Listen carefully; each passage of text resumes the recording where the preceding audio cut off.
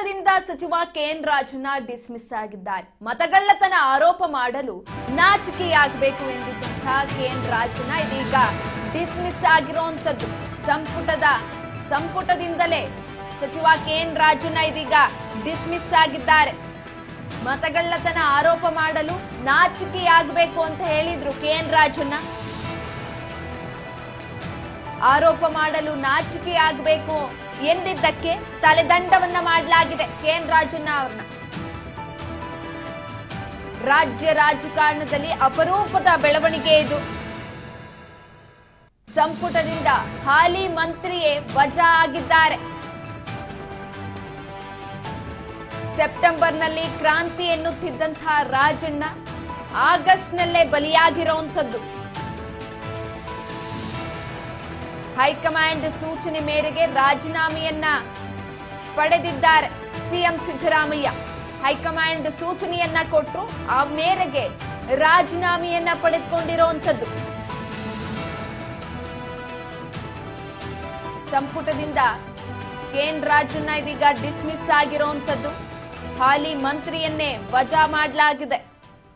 ಮತಗಳ್ಳತನ ಆರೋಪವನ್ನ ಮಾಡಿದ್ರು.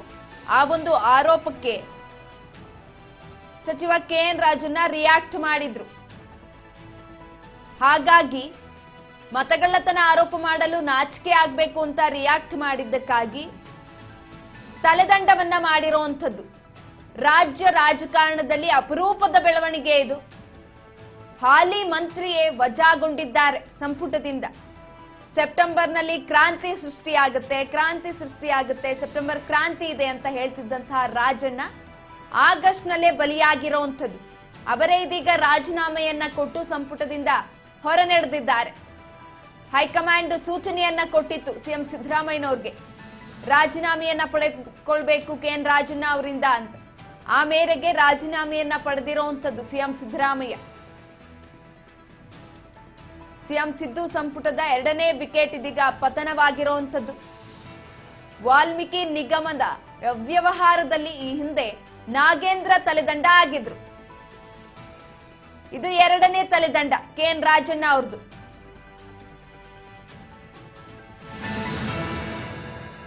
ಸಂಪುಟದಿಂದ ಸಹಕಾರ ಸಚಿವ ರಾಜಣ್ಣ ವಜಾ ಆಗಿದ್ದಾರೆ. ಸಂಪುಟದಿಂದ ಸಚಿವ ಕೆಎನ್ ರಾಜಣ್ಣ ಡಿಸ್ಮಿಸ್ ಆಗಿರುವಂತದ್ದು. ಸಿದ್ದರಾಮಯ್ಯ ಸರ್ಕಾರದ ವಿರುದ್ಧ ಅಸಮಾಧಾನವನ್ನ ಹೊರಹಾಕ್ತಾ ಇದ್ದಾರೆ ಇದೀಗ ಕೆಎನ್ ರಾಜಣ್ಣ ಅಭಿಮಾನಿಗಳು. ಕೆಎನ್ ರಾಜಣ್ಣ ಅಭಿಮಾನಿಗಳಿಂದ ಅಸಮಾಧಾನವನ್ನ ಹೊರಹಾಕಲಾಗ್ತಾ ಇದೆ. ಹಾಗಾಗಿ ಕೆಎನ್ ರಾಜಣ್ಣ ಅಭಿಮಾನಿಗಳಿಂದ ಈಗಾಗಲೇ ಪೂರ್ವಭಾವಿ ಸಭೆಯನ್ನ ಕೂಡ ನಡೆಸಿರುವಂತದ್ದು. ಕೂಡಲೇ ರಾಜೀನಾಮೆಯನ್ನ ವಾಪಸ್ ಪಡಿಬೇಕು ಅನ್ನುವ ಆಗ್ರಹವನ್ನ ಕೂಡ ಮಾಡ್ತಾ ಇದ್ದಾರೆ ಕೆಎನ್ ರಾಜಣ್ಣ ಅಭಿಮಾನಿಗಳು. ವಜಾ ವಾಪಸ್ ಪಡೆಯುವಂತೆ ಆಗ್ರಹಿಸಿ ಹೋರಾಟ ಪ್ರತಿಭಟನೆಯನ್ನ ಮಾಡೋದಕ್ಕೆ ಕೂಡ ರೂಪುರೇಷೆಗಳನ್ನ ಹಾಕೊಂಡಿರುವಂತದ್ದು. ವಜಾ ವಾಪಸ್ ಪಡೆಯುವಂತೆ ಆಗ್ರಹಿಸ್ತಾ ಇದ್ದಾರೆ. ಈ ವೇಳೆ ಪ್ರತಿಭಟನೆಯನ್ನ ಮಾಡೋದಕ್ಕೆ, ಹೋರಾಟವನ್ನ ಮಾಡೋದಕ್ಕೆ ರೂಪುರೇಷೆಗಳ ಕುರಿತು ಬೆಂಬಲಿಗರು ಸಭೆಯನ್ನ ನಡೆಸಿರುವಂತದ್ದು. ಇಂದು ಬೆಂಬಲಿಗರಿಂದ ಮಹತ್ವದ ಸಮಾಲೋಚನೆ ಇಂದು ಕೂಡ ನಡೆಯುತ್ತೆ.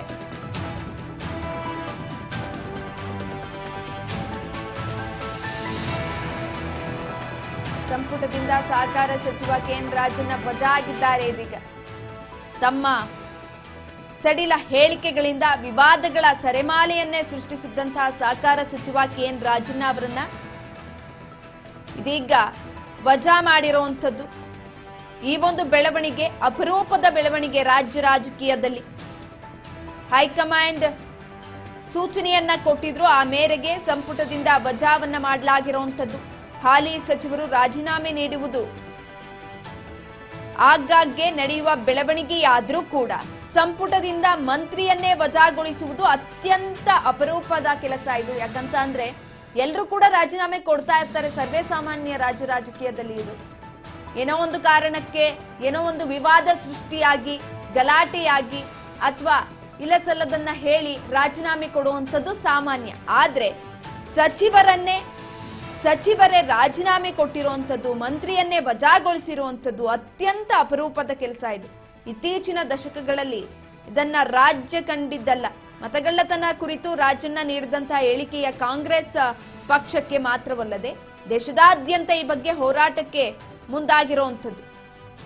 ಇಂಡಿಯಾ ಕೂಟಕ್ಕೆ ಮುಜುಗರ ತಂದಿತ್ತು ಇದು. ಹಾಗಾಗಿ